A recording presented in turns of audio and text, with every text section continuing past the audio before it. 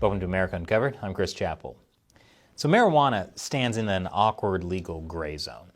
Well, maybe not stands, more like reclines in a tie-dye beanbag chair. On the federal level, it's still against the law to use marijuana. Under the Controlled Substances Act, marijuana is considered a Schedule I substance, meaning that it has a high potential for abuse, just like heroin and LSD. At the same time, the federal government, for the most part, has looked the other way when states legalize marijuana. They don't really do that with other Schedule I substances. Even in Colorado, I don't think you'd be able to stop in a heroin dispensary and get a black tar brownie without the feds getting involved. Now, there's some evidence that marijuana can have medicinal uses. That's why many states have legalized medical marijuana.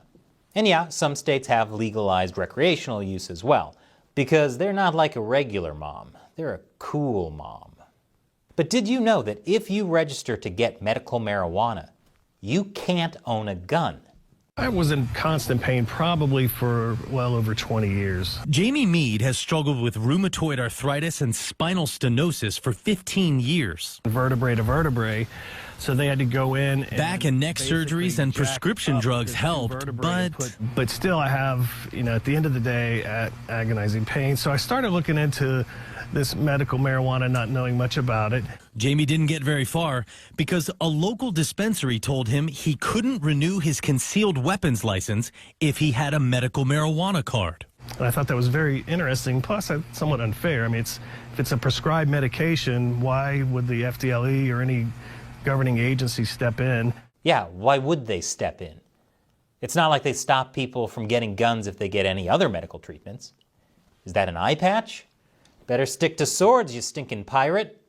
Well, under federal law, it's unlawful for anyone to give a firearm or ammunition to any person who uses a controlled substance, including Schedule I drugs like marijuana.